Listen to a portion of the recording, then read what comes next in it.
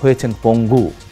আন্দোলন সংগ্রামের ধারাবাহিকতায় শেষ পর্যন্ত ছাত্র জনতার ঐতিহাসিক গণ অভ্যুত্থানে গণহত্যাকারী হাসিনা দেশ ছেড়ে পালিয়ে যেতে বাধ্য হয়েছে। বিসমিল্লাহির রহমানির রহিম।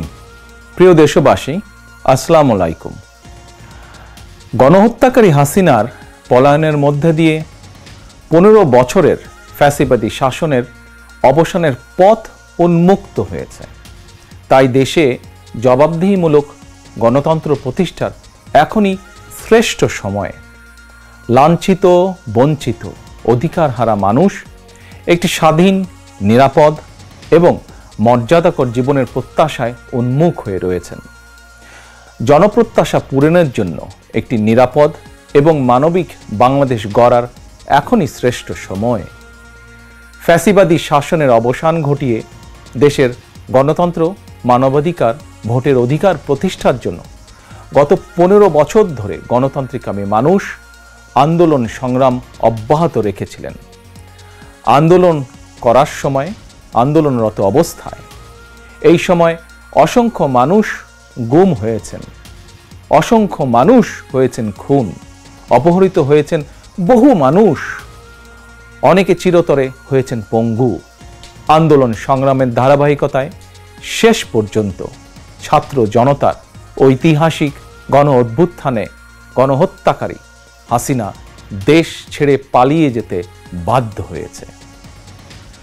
প্রিয় দেশবাসী, ঐতিহাসিক গণ অভ্যুত্থানের সাফল্য ও উদ্দেশ্য নস্যাৎ করে দিতে সুপরিকল্পিতভাবে চলছে ষড়যন্ত্র এবং এই ষড়যন্ত্রের অংশ হিসাবেই একটি ধর্মীয় জনগোষ্ঠীর উপরে পরিকল্পিত হামলার ছক কষে দেশে একটি অস্থিতিশীলতার সৃষ্টির অপচেষ্টা চালানো হয়েছিল।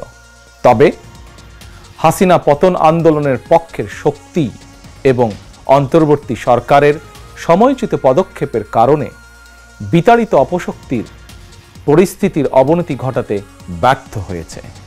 কিন্তু তারপরেও তাদের ষড়যন্ত্র থেমে নেই। কিন্তু গণ অভ্যুত্থানে চেতনা ও লক্ষ্য সুসংহত করতে হলে বিতাড়িত গণবিরোধী শক্তিকে আইনের মুখোমুখি করার পাশাপাশি জনগণের রাজনৈতিক এবং অর্থনৈতিক ক্ষমতায়ন অত্যন্ত জরুরি। জনগণের রাজনৈতিক ক্ষমতায়নের প্রধান হাতিয়ার হচ্ছে প্রতিটি নাগরিকের ভোট প্রয়োগের অধিকারকে নিশ্চিত করা যে কোনো মূল্যে। প্রিয় দেশবাসী, ক্ষমতার পরিবর্তন মানেই আমার কাছে শুধু রাষ্ট্র ক্ষমতার হাতবোতল নয়। ক্ষমতার পরিবর্তন মানে রাষ্ট্র এবং রাজনীতির গুণগত পরিবর্তন। জনগণের রাজনৈতিক এবং অর্থনৈতিক ক্ষমতায়ন নিশ্চিত করা না গেলে রাষ্ট্র এবং রাজনীতির কাঙ্ক্ষিত গুণগত পরিবর্তন সম্ভব নয়। কাঙ্ক্ষিত রাষ্ট্র সংস্কারে জনগণের আকাঙ্ক্ষা নিশ্চিত করতে হলে অবশ্যই গণতান্ত্রিক বিধি ব্যবস্থাকে টেকসই করতে হলে জনগণের ভোটে জনগণের কাছে জবাবদিহিমূলক সরকার প্রতিষ্ঠা করতেই হবে।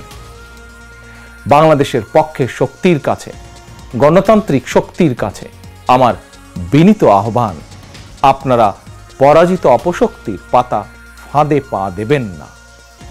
ছাত্র জনতার গণ অভ্যুত্থানকে চূড়ান্ত সফলতায় নিতে হলে কেউ দখলদারিত্বে লিপ্ত হবেন না, দখলদারিত্বে সহায়তা করবেন না, কেউ দয়া করে দুর্বলের উপর আঘাত হানবেন না, কেউ দয়া করে নিজেদের হাতে আইন তুলে নিবেন না। প্রতিশোধ, প্রতিহিংসা নয়। আসুন কার্যকর রাষ্ট্র সংস্কার নিশ্চিত করতে তারুণ্যের কাঙ্ক্ষিত একটি বৈষম্যহীন গণতান্ত্রিক রাষ্ট্র নির্মাণ করতে আমরা প্রত্যেকেই যিনি যার অবস্থান থেকে আরও দায়িত্বশীলতার পরিচয় দেই।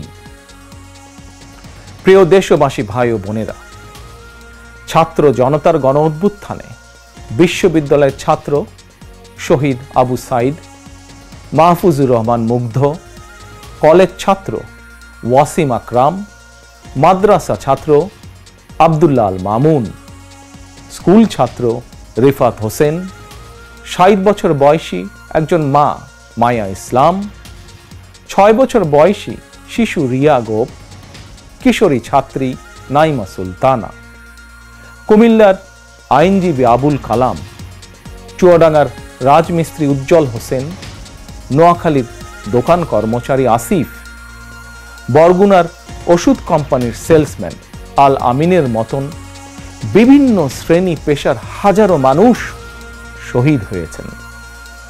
অসংখ্য মানুষ দেশের বিভিন্ন হাসপাতালে চিকিৎসাধীন রয়েছেন। পাবনার গাড়ি চালক আরাফাত হোসেন, মিরপুরে গুলিবিদ্ধ 22 বছর বয়সী মুস্তাকিম, দোকান কর্মচারী আতিকুল, অষ্টম শ্রেণীর শিক্ষার্থী তামিমের মতন অনেকের, বহু মানুষের হাত কিংবা পা কেটে ফেলতে হয়েছে। শত শত মানুষ দৃষ্টিশক্তি হারিয়ে ফেলেছেন, অন্ধ হয়ে গিয়েছেন চিরতরে, পঙ্গু হয়েছেন শত শত মানুষ চিরতরে। অসংখ্য প্রাণের বিনিময় 5ই আগস্ট অর্জিত স্বাধীনতায় গণতান্ত্রিকামী মানুষ আরও একবার স্বাধীনতার স্বাদ উপভোগ করলেও হাসিনা পতন আন্দোলনে যেসব পরিবার তাদের সন্তান স্বজনকে হারিয়েছেন কিংবা আহতদের চিকিৎসা করাতে গিয়ে যেসব পরিবারে অসহনীয় দুর্দশা নেমে এসেছে, সেসব বীর সন্তানদের ঘরে মুক্তির স্বাদের সেই ছোঁয়া এখনো লাগেনি। প্রিয় দেশবাসী, গণ অভ্যুত্থানে যারা হতাহত হয়েছেন তাদের তালিকা তৈরি করে প্রয়োজনীয় সহায়তার লক্ষ্যে অন্তর্বর্তীকালীন সরকার ইতিমধ্যেই নানা উদ্যোগ গ্রহণ করেছে। এটি অবশ্যই একটি ইতিবাচক পদক্ষেপ। তবে গণ অভ্যুত্থানে যারা হতাহত হয়েছেন তাদের পরিবারের সদস্যদেরকে রাষ্ট্রীয় আয়োজনে সম্বর্ধনা দেওয়া হলে, রাষ্ট্রীয়ভাবে সম্মান জানালে কিছু সময়ের জন্য হলেও হতাহতদের পরিবারগুলো হয়তো একটু মানসিক সান্ত্বনা পাবেন। এ ধরনের উদ্যোগ গণ অভ্যুত্থানে চেতনাকে আরও শানিত করবে বলে আমার বিশ্বাস। একই সঙ্গে প্রতি বছর 5ই আগস্টকে রাষ্ট্রীয় উদ্যোগে জাতীয় জীবনে একটি বিশেষ দিবস হিসাবে পালন করার বিষয়টিও বিবেচনা করা দরকার বলে সমাজের বিভিন্ন শ্রেণী পেশার মানুষ বিশ্বাস করেন। আমি এ প্রসঙ্গে আরও একটি বিষয় সরকারের দৃষ্টি আকর্ষণ করতে চাই। 2018 সালেও সারা দেশে কোটা সংস্কার আন্দোলন হয়েছিল। সেই সময়েও আন্দোলনকারীরা রাষ্ট্রীয় প্রতারণার শিকার হয়েছিলেন। গণহত্যাকারী হাসিনা আন্দোলনকারীদেরকে সেই সময়েও নির্মমভাবে দমন করতে চেয়েছিল, দমন করেছিল। এমনকি খুনি হাসিনা সেই সময়ে আহতদেরকে চিকিৎসার সুযোগ পর্যন্ত দেয়নি।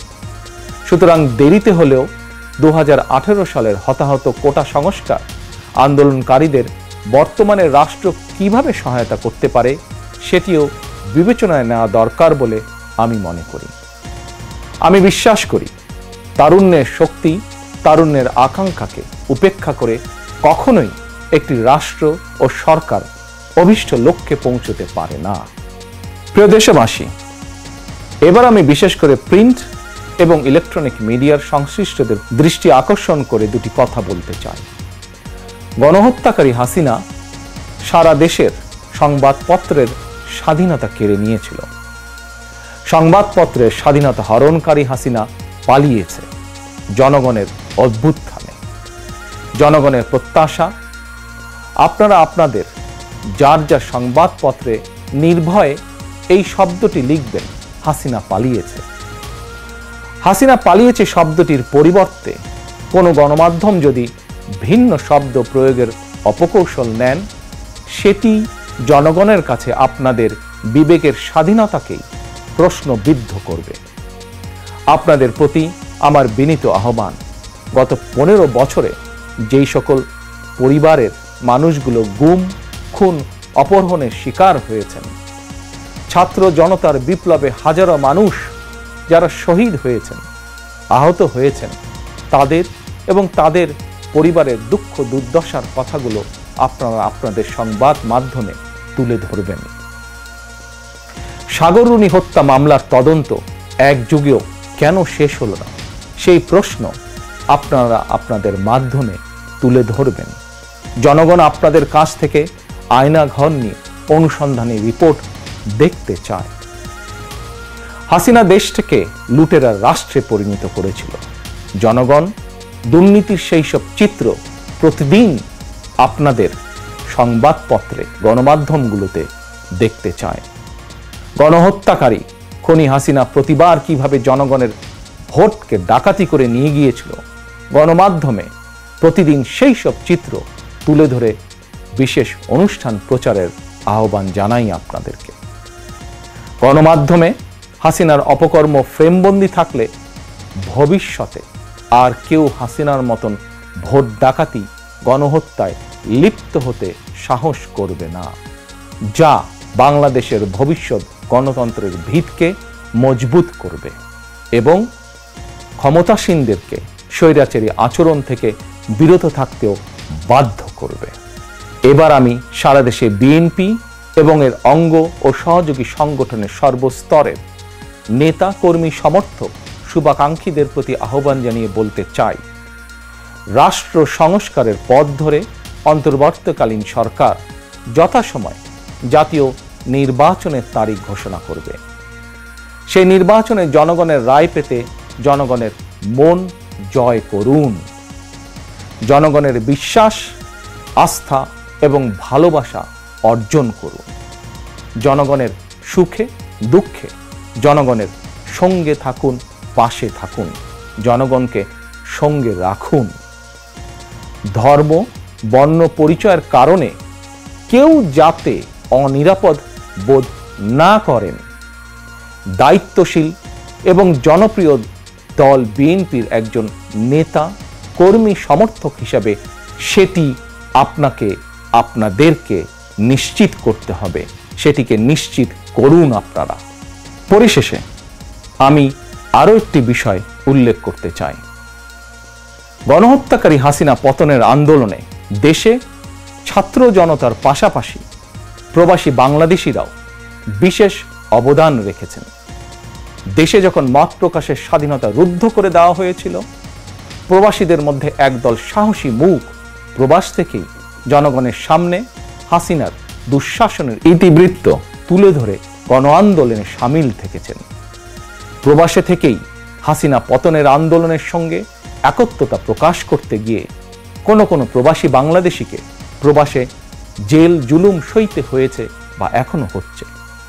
প্রবাসীদের অবদানকে কৃতজ্ঞতার সঙ্গে স্মরণ করে আমার আহ্বান, ছাত্র জনতার কাঙ্ক্ষিত একটি বৈষম্যহীন গণতান্ত্রিক বাংলাদেশ নির্মাণে অতীতের মতন ভবিষ্যতেও সংশ্লিষ্ট দেশের আইন মেনে সাধ্য মতন আপনারা আপনাদের যার যার অবস্থান থেকে ভূমিকা অব্যাহত রাখবেন।